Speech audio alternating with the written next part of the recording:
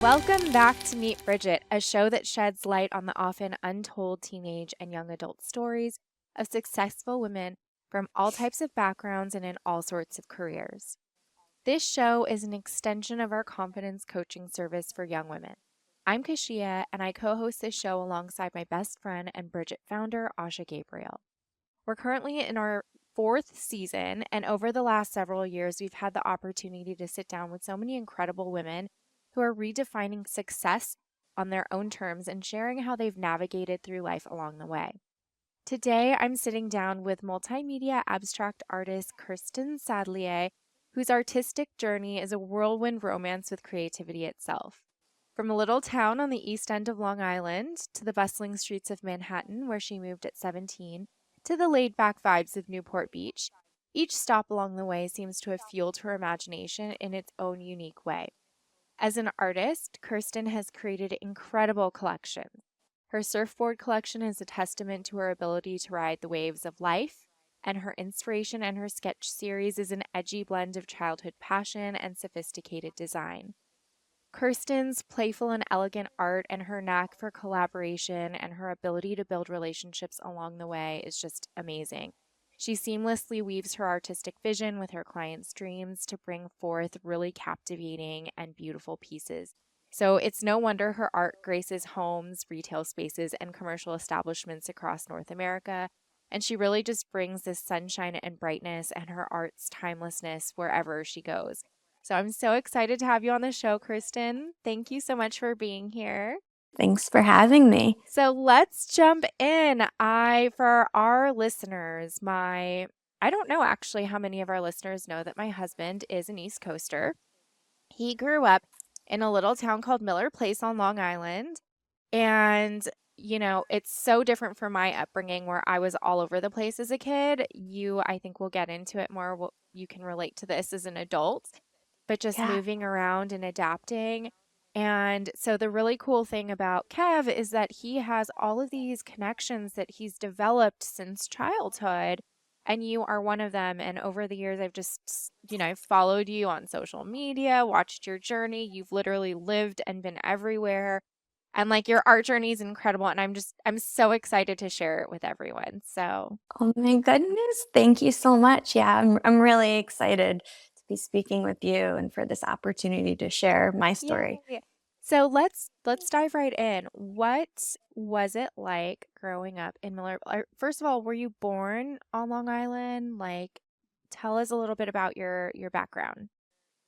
Yeah, I was born on Long Island and we lived in a different town until I was in about second grade. And then we moved to Miller Place. And most people don't know Miller Place. You kind of only Yeah. know it if you know someone from there or you grew up there. It's a small town on the North Shore of Long Island. It's a really, really tight knit community. Everyone kind of knows everyone. Um, and you grow up with the same kids the whole Yeah, way. it's a really beautiful, beautiful town. Most people, when I talk to them about Long Island, like some of them recognize Port Jefferson, which is like the beach and like sea town that like feeds into Connecticut and the Sound. But no one knows Miller Place unless they've been No, there. nobody. But it's like quintessential when you think East Coast, Long Island, like the beach, like it's so clean, woodsy, there's ponds everywhere. Like it's so charming. It is. It What is. was it like growing? Because I know you to be this very vibrant and friendly, wonderful person. What was it like growing up in Yeah. a small town? Were you always like very outgoing, or was it difficult to like move to a new place in second grade?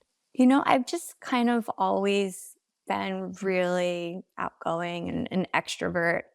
I remember it being difficult to move to a new town, but I was excited and it was kind of an adventure. And that's definitely something that I've kept with me with my adult years. I think a lot of people stay close on the East Coast, especially Long Island. You kind of stay close to home, whether you move back to Miller Place or you stay on Long Island. There's just like a magnet for most people, but I was always looking to explore and expand. Um, and Yeah, no, I kind of I think even if you would ask my mom, I've kind of just always been this really excited person and really outgoing, and kind of the same personality I have as an adult is who I was growing Yeah, up too. yeah, I love that. So, are you an only child or do you have siblings? So I have a little sister. She's 7 years younger than me. My best friend, we talk almost every single day. And yeah, she actually just moved back from Germany. Oh my So gosh. she's back to New York, yeah, back to the city. And now she's like flying down to Florida to see the boys and I a lot. So Oh, it's been great having her back in the United States. oh, that's wonderful.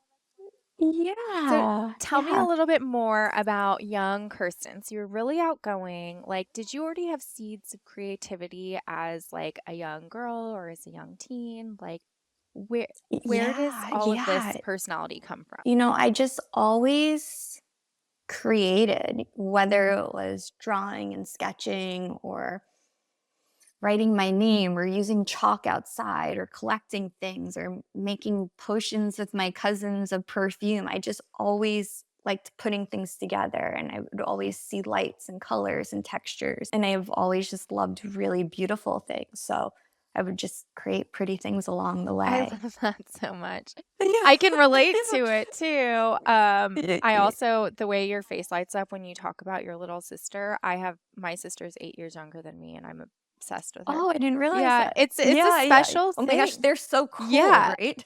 I always feel so old when I talk to her and I'm like, I'm really not old, but like you're making me feel Yeah. dated. Yes, yes, exactly. She'll be like, "Oh, that's a really weird thing to do."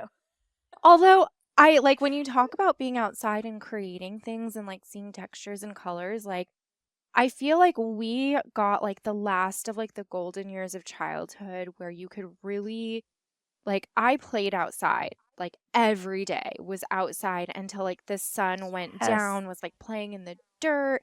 It's like building Yeah, forts, like, in the forest. ca- Like, you would come home off the bus, throw your backpack, have a snack, and then go like sticks outside. in your hair. Like I can't tell you how many Yes. times I'd show up to my front door and like my aunts or like my mom would be like, "What happened to you?"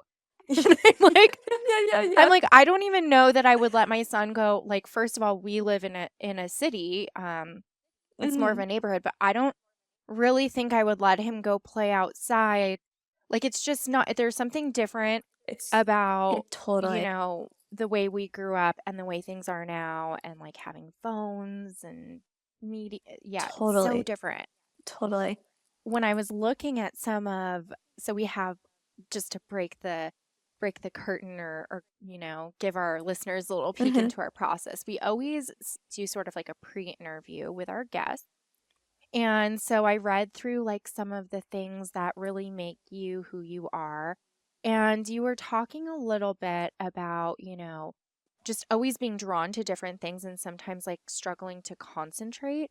So I would love if you Mhm. shared a little bit more about that and like how that played into who you were as you were growing up and everything. Growing up, school was always very difficult for me. I'm a dreamer and a thinker, and my mind ping pongs around. I was diagnosed with ADHD and ADD later on after my college years, and I kind of just always pushed through in school, but I really struggled. And I would use creating as a way to focus. I would be sitting in class, and my way to focus would be just like having a pen and drawing and making lines and patterns. And my brain would be able to absorb what I was hearing by moving, if that Interesting. makes sense. So like you could hear a Hmm. lecture or hear something going on, but like unless you were actively like Like doodling, like it moving. was much harder to concentrate. Totally, and I'm still, like, this way to this day. If we were sitting at a restaurant and our drinks came and I had a straw, I would take the straw, paper apart, and I'd be sitting there talking, fully engaged, hearing everything you're saying, and peeling the paper and folding it, and it's just the way my mind works. I need to be kind of Yeah. moving. It's interesting. I have Yeah, moments like that where I have to sit and kind of sketch to like really focus in on something. So I can kind of relate to the feeling of just having something happening. For me, it's probably more anxiety related because there's always so much going on. But I it's can so much. relate to Yeah, that feeling of just needing to like move. It's a similar thing like anxious people who have to like shake their leg. It's like your body's so connected to your mind in the way that you do things. Did other kids notice? Like, was this an internal struggle? Like, did you have support from like parents and classmates and things like that? I don't think. I think back then, no one knew what that was really. Like my mom was such an amazing like advocate for me with school and she was so supportive, but no one was like, "Oh, this is probably what's going on with Kirsten and this is why." And you know, I think that I would come across like dumb or ditzy or, I was always like, if I wasn't hyper focused on what was going on, I was in another Yeah. universe half the time. And, I would kind of like speak out of context and it would be silly and funny, but nobody knew what that was. It came across something Yeah. differently, if that makes Yeah, sense. absolutely. And then I mean as a teen, usually when we have things that make us feel different, but we really don't have like a name or a word or like an explanation, you're just kind of putting one foot in front of the other and trying to like make it through your day to day because it's that time Totally. of life where you're figuring out who you are amongst your peers and it's already so Totally. confusing. So going back to like the time that we grew up, like we didn't have Mhm. social media. We didn't have like this influx of information at our fingertips all the time. Like the internet was really taking off. Like I feel like in middle school and high school, that's when like blogs started becoming a thing. But it wasn't like you Mhm. were just sitting at your desk and you look and you can see what all your friends are thinking at one time. Like you still have to like go home and get on the Totally. computer to do it. So Totally. but I remember around like middle school and high school, that's when like this whole party girl, like Paris Hilton, Lindsay Lohan, like Mean Girls came out at some point, like when we were in high school. And so I felt like there, at least for me, and I've talked about this with Asha a lot in some of our past guests, like there was this pervasive like something in the water, but really what it was is like the media was really pushing this image of like the thin, cool party girl. It was like the really cool, like Lindsay Lohan with stick straight, like red hair, and she's like 98 pounds, and that's like the headline that was on like OK or People magazine or whatever. And Yeah. I feel like that affected so many girls and women in our generation. Like, would you say that you had a similar experience at all? Or was it just more insulated growing up in a smaller town? You know, I glamorized people like that and celebrities, whereas, like, to me in a small town, very, like, middle class, very regular America, like, that I glamorize, like, the allure Mm. of that, if that makes sense, and I think everyone thought, myself included, that it was cool to be a party girl, that it was cool to say stuff like that's hot and, be like ditzy and silly and downplay yourself Yeah. and put such an emphasis on your looks. And remember those like juicy couture, I guess they're kind of in the tracksuits, they're Yeah. back in style. And you would like show your Yeah. midriff with the Uggs. And like that was just like such a Oh my thing, God, the right? TikToks that like women our age are making now of like this is me getting ready in 2007. They're like so cringe, but they're also Oh, those are so real.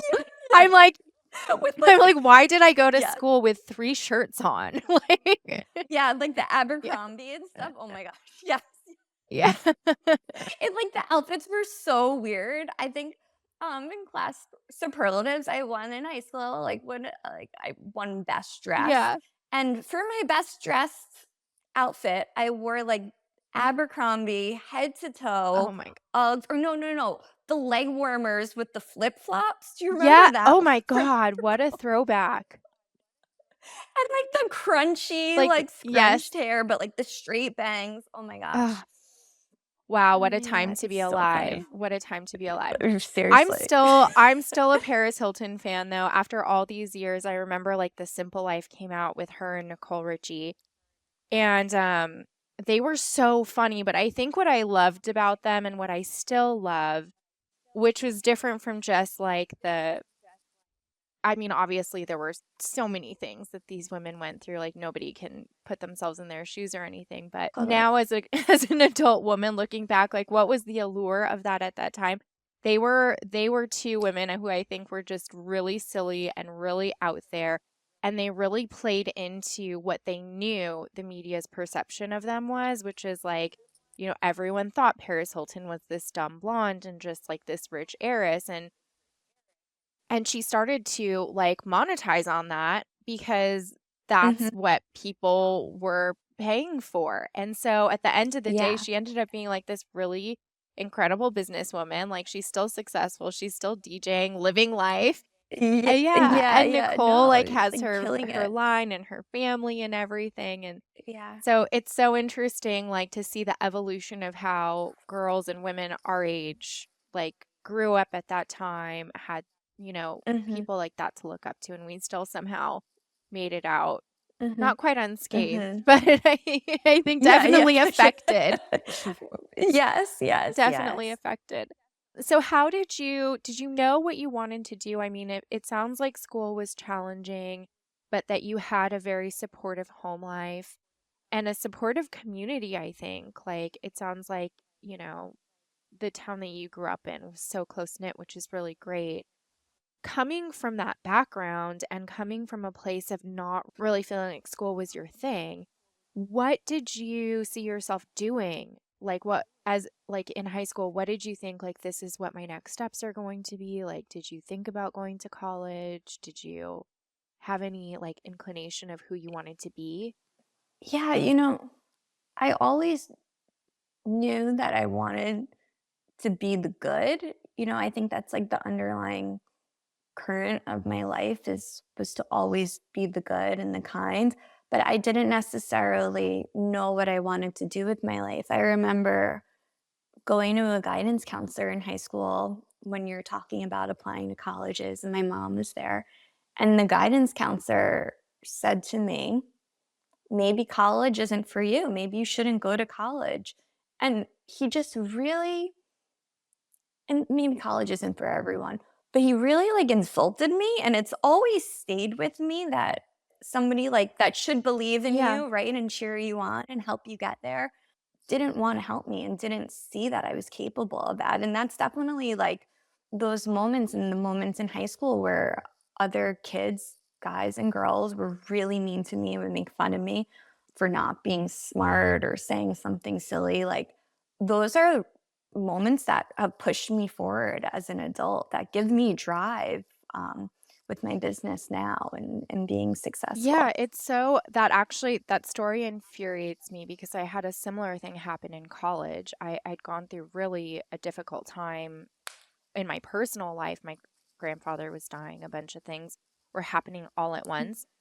And so I was basically like failing myself out of my college courses. And my counselor at that time, she told me almost the exact same thing. She was like, well, maybe grad school is not for you.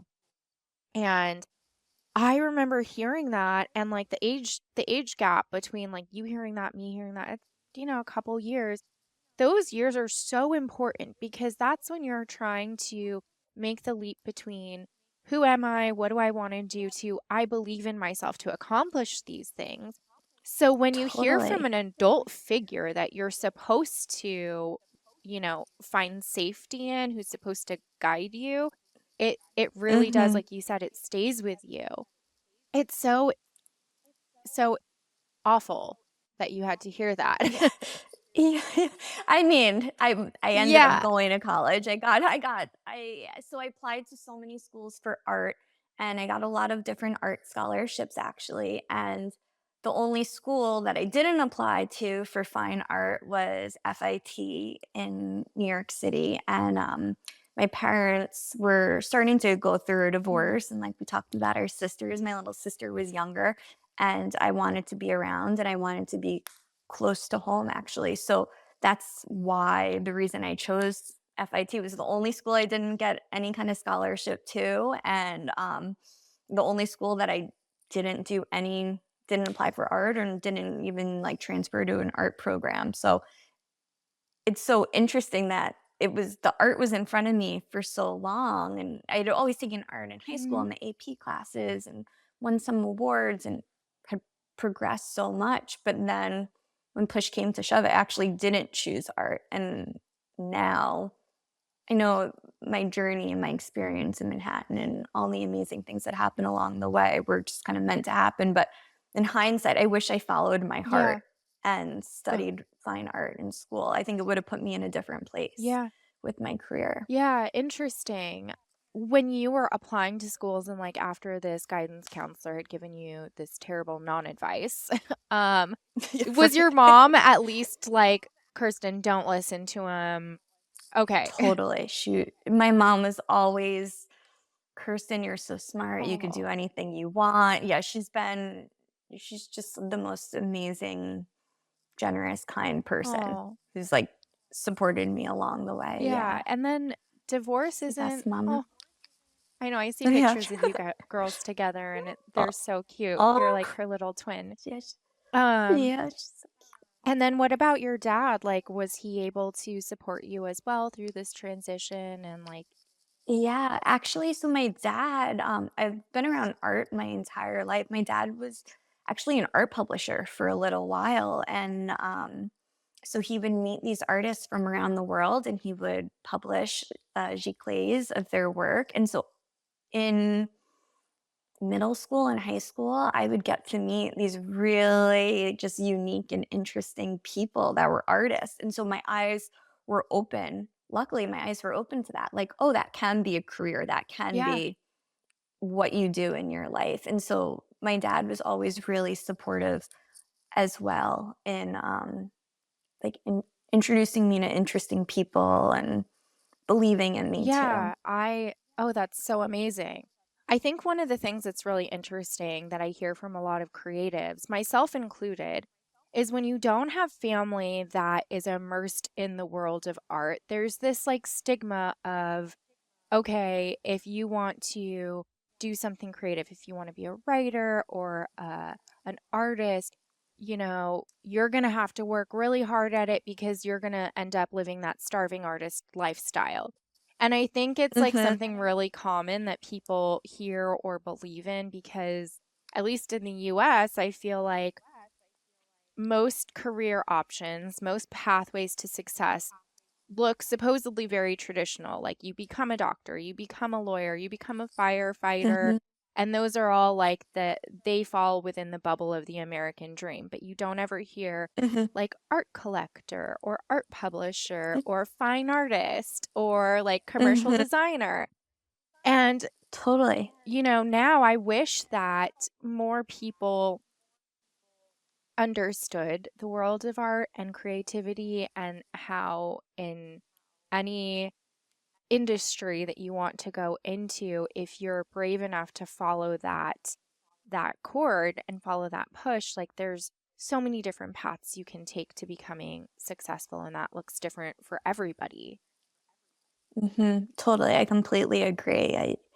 If you're creative and that's inside you, like, you should really lean in because it's such a gift to be able to see the world, and you understand as a creative with, like, a different lens, Yeah. right? And I would definitely, and I do encourage kids and young girls that I come in contact with, like, you can do anything you want with that creativity. That could be your path, and when you lean into that, that's when the good things happen and you end up doing what you love in Yeah, life. absolutely. So you ended up going to school at FIT, which was the Mhm. one thing that you weren't expecting to do. How Yeah. was how was that? Like, what talk about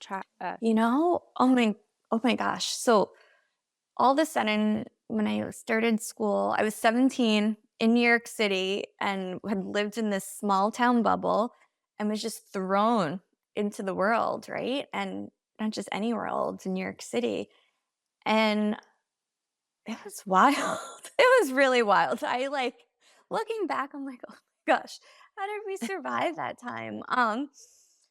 But FIT was an interesting experience in that it wasn't a typical college where you made so many friends and you lived in the dorms and there was like pride in your school. You kind of just went to school, worked, and did an internship. Everybody was there to immerse themselves like into the workforce, into like whatever they were studying, whether it would be fashion design or fashion styling or marketing or advertising, graphic design.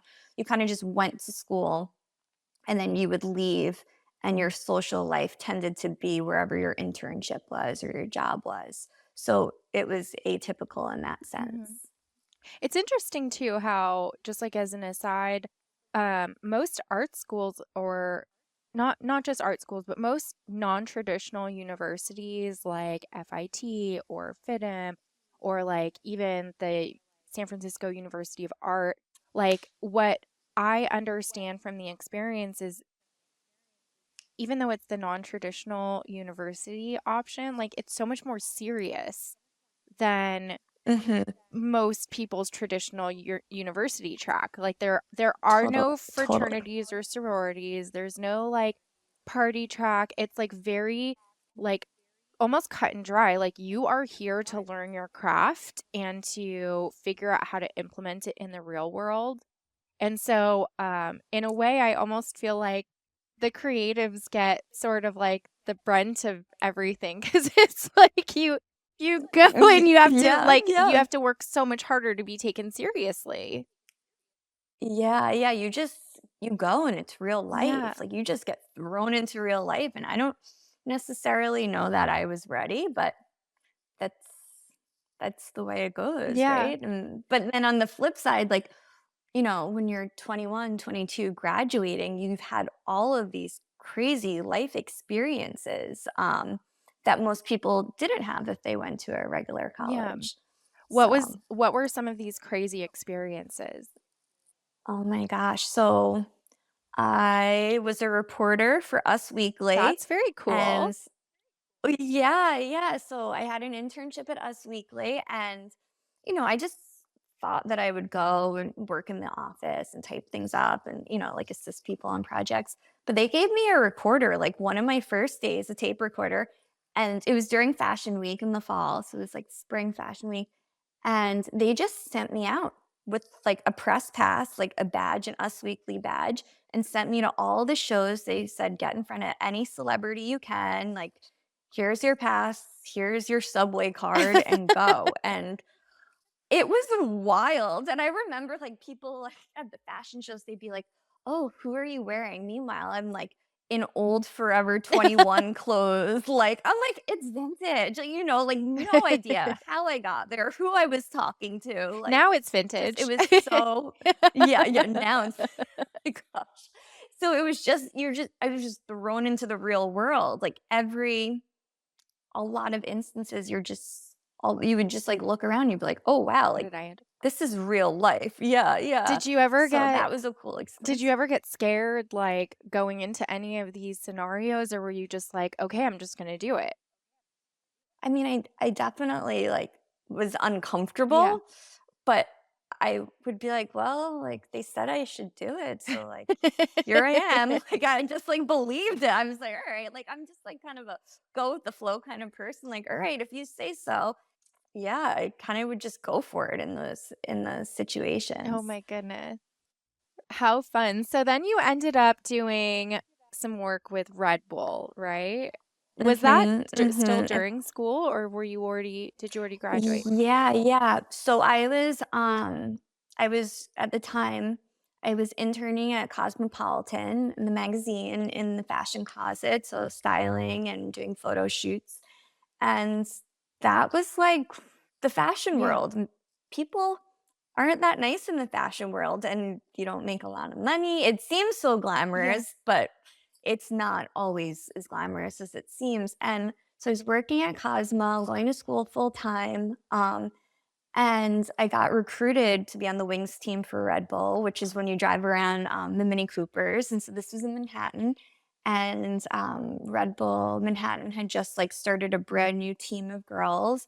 And that's where I met all my best friends. Still to this day, we all started at Red Bull our senior year in college. And, half of me, like half my time was at Cosmo in the fashion closet, and then the other half was driving Red Bull Mini Coopers around New York City, Yeah. handing out Red Bull, going to parties, like hanging out with athletes, like just it took two totally different worlds. And at that time, I was like, oh wow, I really like the Red Bull world. The fashion world is not; these are not my people, and the Red Bull people were my people. And that's, I think, I talk about it all the time with my friends that I worked with. Like, Red Bull kind of was our college in a sense. Like, it was where we all found each other. It was when we had these like big life experiences and had a lot of fun. And so, um, that's kind of like Red Bull really like helped me come into myself and like Yeah.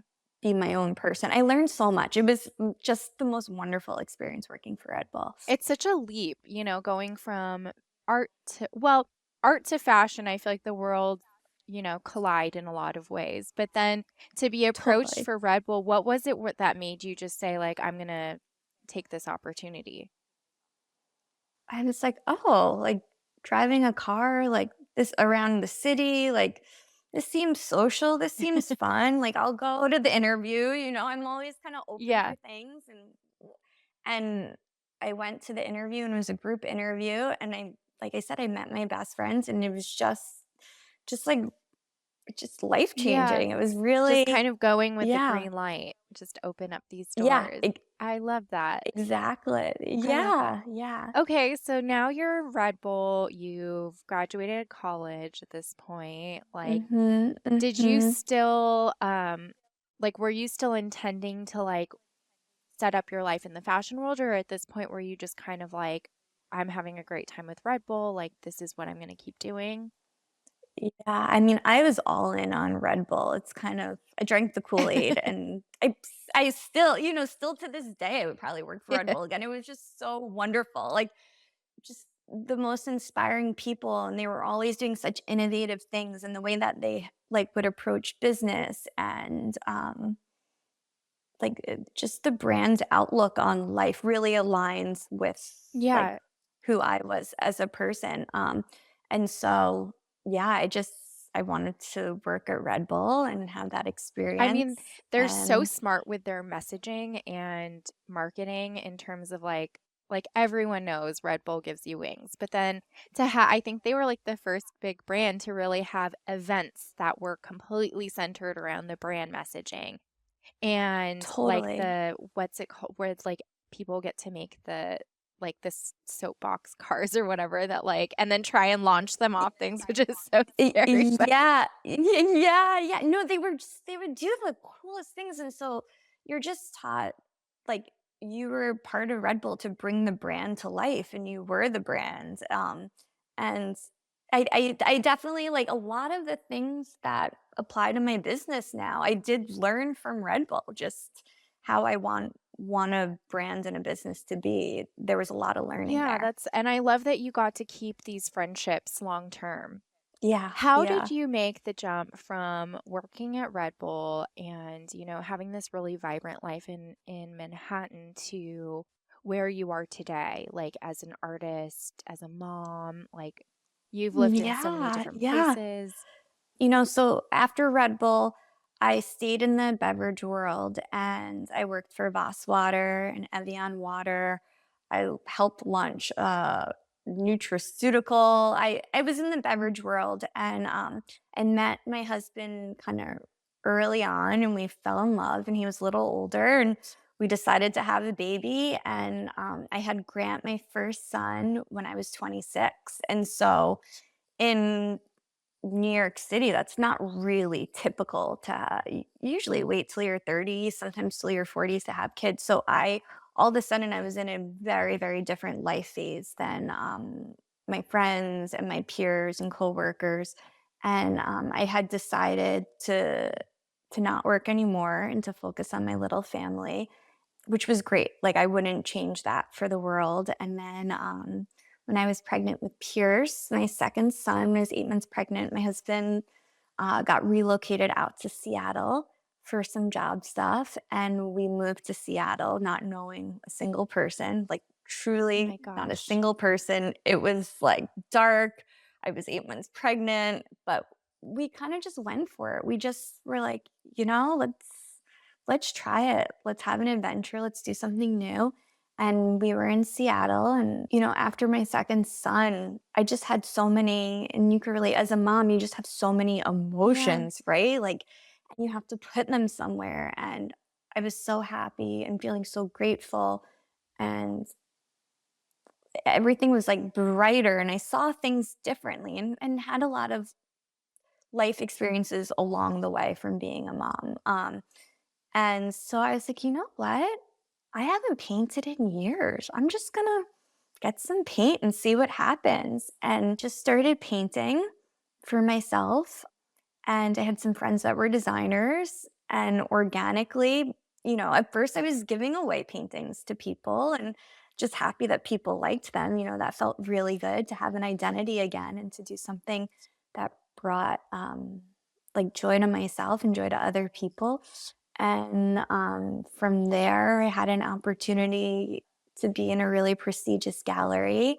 And it just was kind of, it all fell into place. Um, I feel really, really fortunate with just how it all happened. But I think that sometimes you're just meant to do things. And my thing was Yeah. art. So it did end up happening for me, even though, I took a sidestep and didn't go directly in that direction from high Yeah, school. it's kind of like the universe was giving you signs like all throughout your life. Like you came out right out of the Totally. gate as a kid, like being creative, like seeing things vibrantly, like not processing information and the environment around you in a typical way, and then really utilizing that throughout your life.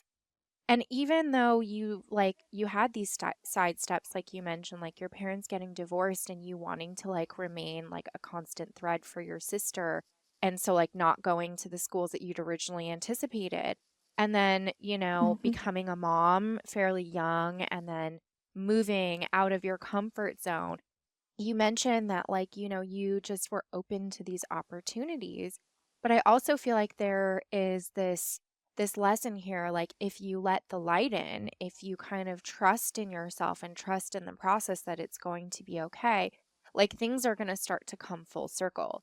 And it's not to say Totally. that it's without the work, right? Because like you Yeah, had to yeah, do all of the course. momming, Yeah. all the Yeah, moving. yeah, yeah, yeah. It wasn't always easy. It's not always beautiful, Yeah. but it but I do I say, even like I say all the time, the universe is always working for the greater good. So I know in my personal life, when things are really hard or things are really complicated, something good has to come out of those hard moments. There's growth to happen, there's pivots, Yeah. there's roads to take you somewhere else. You always are learning along the way. Absolutely.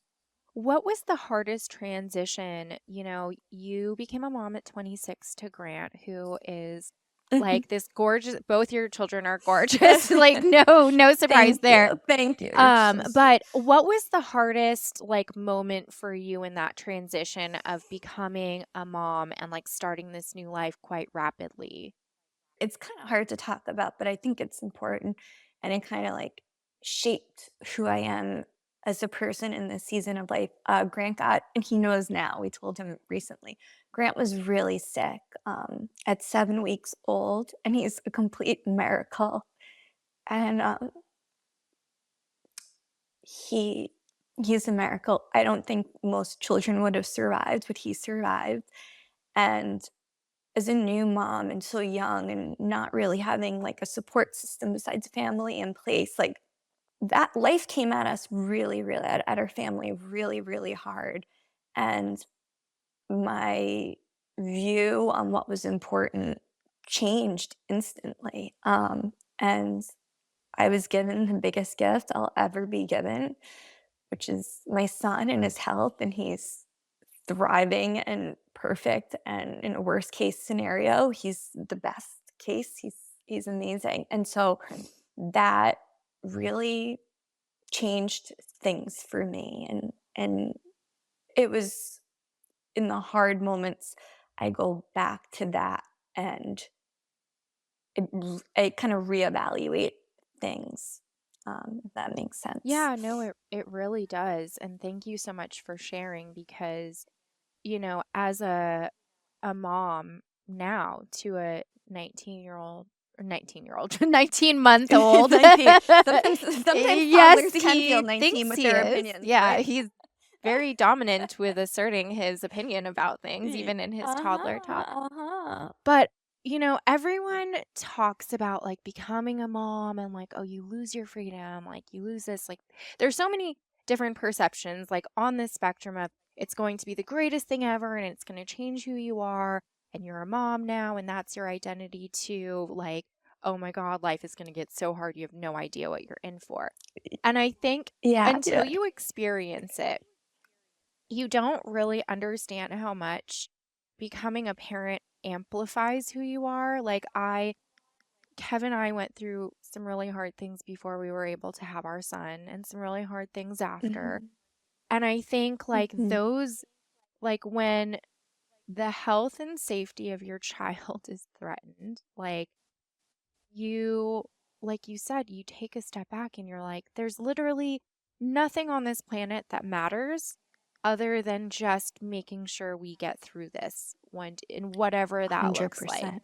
And then, Yeah, like, the next time something hard happens, you look back and you're just kind of like, if we could handle that, then this is like peanuts. Like, it's, exactly. You use it to power you have to use those hard things to power you forward and to be the good and yeah, to be grateful because you learn how hard things could get really quickly, and the so, difficult times always yeah. come. Like, we lose the people we Yeah. love. Like, life comes at you so hard and so fast Mm, sometimes. So it's like mhm. leaning in and just holding on to those like moments of just pure strength and resilience. I think you Totally, have to like blend the full totally. cord together. Yeah, absolutely. Yeah. So going, man, So I would say, like, in that like, that experience, I have a lot of gratitude yeah, in my heart. I'm very grateful, and so that was, like, one of those emotions that were just it's so deep rooted in me that I'm so grateful, right? And there's so much love and goodness and from that experience that I want to be the good and be kind when I can and be generous and help everyone when I can. And so that those were the emotions that were like just brewing yeah. inside me that I had to put somewhere. Yeah, with your art. I love that you channeled it into Exactly. something so pure and just like this basically like this explosion of who you are on the inside. Like I can't wait to share, on social some of the work that you've done with our listeners because when you look at it, it really Thank you. is just this outpouring of like light. Like you are definitely the Thank type of you. artist where like the art you create like emotes a feeling rather than like looking at there's some artists that really focus on creating things that are true to form or replicas of things you see in real life and like Hmm. you do some of that, but what I really love about it and I think what probably really is like marketable and that people love is that when you look at it you get this sense of like happiness and joy and like, oh, I'm looking at this and Thank this you. feels like I'm looking at clouds outside like when the sun is Yeah. setting or like you're on the Thank beach. you. Yeah. Thank you. Thank you. That means a lot. Really. Yeah. That's the best compliment I could ever get is if my art can bring people joy and happiness and grounding and calmness, Well, to evoke this kind of I emotions. think that the gratitude and the foundation that you've built yourself, as a mom, as an artist, as somebody who's transitioned through a lot of different places in life, it really shines through because what I see in you is somebody that has encountered all of these different like wildlife experiences, like big life experiences. Like, Very yeah. colorful. I always joke it's just been a very colorful Yeah. life. Very colorful. But you've taken all of that and, like, whereas some people might channel that into anger or disparagement or, like, anxiety, like, you actively choose to literally throw it on a canvas or throw it on a Mhm. surfboard or, Y it's Yeah, yeah, and it's so, like, interesting, like, I'll meet people who are so just talented in different ways, in different fields, different things, and they'll be going through something or have high emotions about something, whether it's a hard emotion or a great emotion, and I always tell people, "Put it on a canvas." Like, you don't have to be a professional artist to listen to music, light a candle, buy some paint, and put it down on a canvas. That's what art is. Art is emotion, and art is evoking emotion. So I think anybody can create art with their emotions, and it's such a great outlet. You don't have to know what you're doing. No one trained me. I kind of just guess and figure it out. Like, anybody can create art and anybody can put that out there. It's not something that only I can do or a trained artist could do. Like, anyone can do that, which I think is one of the cool things about art. There could be someone who's never done it before and they could try it and it could change their life and they find their thing, right? Yeah, I love that so much, and I also love how passionate you are about educating and sharing your gift with other people. You don't just do it through the action of you creating the art, but you've also had a couple series where you bring people in and you guide them through what they're going through and how to really put that on a canvas. And it's so cool Mhm. because you hear, especially right now, like you hear a lot about like meditation and manifestation. And Asha and I have theories about how, like, unless you're being active in your manifestation, like it really isn't doing anything. And so, Yeah, like, yeah, we yeah. always talk about journaling, but I'm realizing talking to you that this is also a form of journaling. It's just active and it's colorful. It's like some people don't like writing things down, or like my Mhm. husband is always like, I'm not like as eloquent sometimes as I'd like to be, but he's, when he becomes creative, like that's where like the emotions and things start to flow out. And Yeah. it's such a good point that you're making. Yeah, yeah, and, I I started a project, a collection where kids come and paint large scale abstracts with me. And, you know, I love this. First of all, I'm a mom, I love kids, but really, there's so many children that were like me that maybe don't identify with like the typical schooling or fit in the box of what society wants you to be.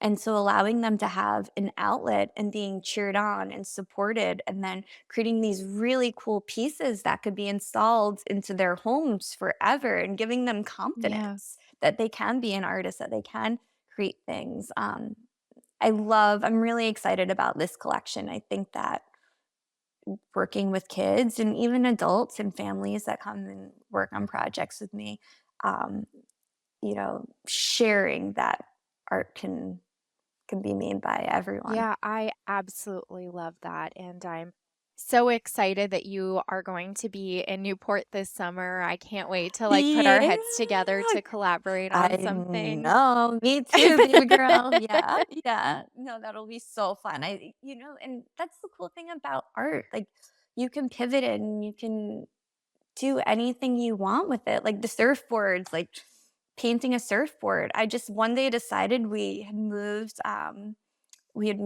to Newport and our family all started surfing. My son was Yeah. 5 at the time, and we all got into surfing in California.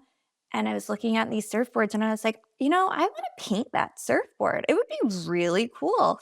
And I just had this idea. And, Yeah. I've seen painted surfboards before. It wasn't this groundbreaking idea, but it was groundbreaking for the sense that why can't I paint Yeah. one? And so I put paints on it and it was it just felt right, and it kinda just clicked, and that's how my whole surfboard collection started. You could put paint on anything and call it art, Yeah. right? It's because you put your emotions and your love It's into it. so mega. And if I'm not mistaken, some like if you're local to the Newport area, you can or Laguna Beach or you can go around and you might see one of Kirsten's creations at one of these hotels. Yeah, yeah.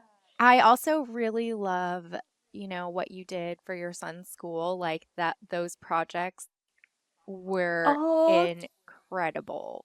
thank you. Thank you. It was, to kind of explain it. So at our school, there's a gala with an auction, and every grade creates an art piece for the parents to buy, and there's one per grade. And we had started at this new school. We had just moved to Florida, and we're in this amazing school, great families, great community. And I was like, "Oh, like, can I come in and help create some fine art with the kids?" And they were really grateful, and the art was coming out beautiful. And so we were at the auction at this gala, and it was so full circle. Like it brought me to tears. Everyone was so supportive of the work that the kids created, and then I helped them create, and some of my stuff got auctioned off. But the fact that I had struggled so much in school and was told you don't fit inside the box and that whole thing, and then to then be part of something at my children's school with my art where I actually was able to make a contribution and help. It was just such a great moment to be so supported by so many people. It's absolutely beautiful and it's incredible, and I like that we are able to talk about this a little bit because, school is one of those places where we have and create so many of these formative experiences, these pieces of our identity that you end up taking with you through all of these other experiences in life. Like it completely informs it.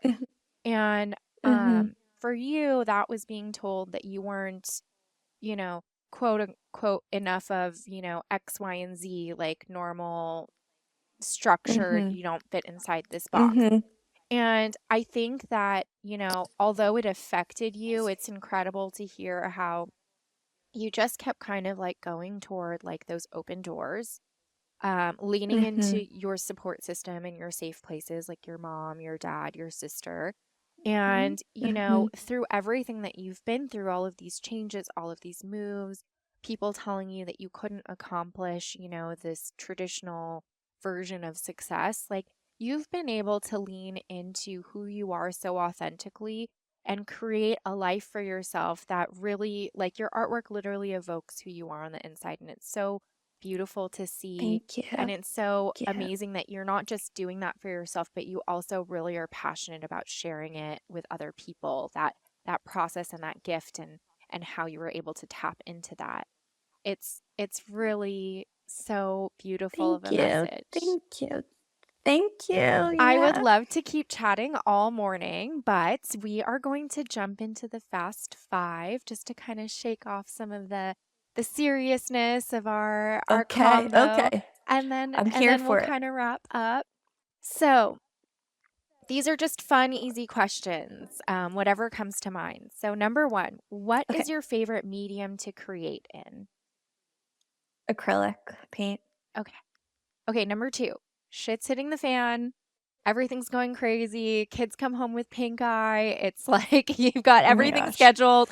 Um, How, and how, it's all coming at me yes, all at once. how do you How it goes. recenter? Like, what's your immediate reset? Besides art, wellness and health is like one of my passions where I'm such a morning person. So my way to reset and my way to recharge is to wake up super early as possible, ground myself by being alone and in silence, moving my body, listening to melodic, happy EDM music, and, kind of recharging myself so I could be patient and kind of tackle the chaos that comes at me. I love that. I was going to ask next what Yeah. your daily non negotiable is. Is it the same as the morning routine? Yeah, yeah, waking up early, going to the gym, that just kind of sets my day up for success. And I think having ADHD and ADD, moving my body is so important. Kind of getting Yeah. those wiggles Yeah. out early on and like hearing music, and I'm just kind of always like excited, and it kind of just grounds me, right? It doesn't make me so Yeah, ping like pongy. like honoring that like your need for movement and getting that energy out. Total. Totally, and then I could focus on Yeah. all the other adult stuff that I have to do. The grown-up stuff. Well, self-regulation is a grown-up thing. Yeah, yeah. Okay, favorite piece of art you've ever created? Ooh. Hmm. I would say there's a piece that I created when we first relocated here to Jupiter, Florida. And it was summertime and it was all so new. And moving from leaving Newport Beach full time was really, really hard. We had such a beautiful life there and a great community. I was just in this, I was actually I was in a really rough spot when we first got here emotionally, kind of like, what did we Yeah. do? Where are we? What is this?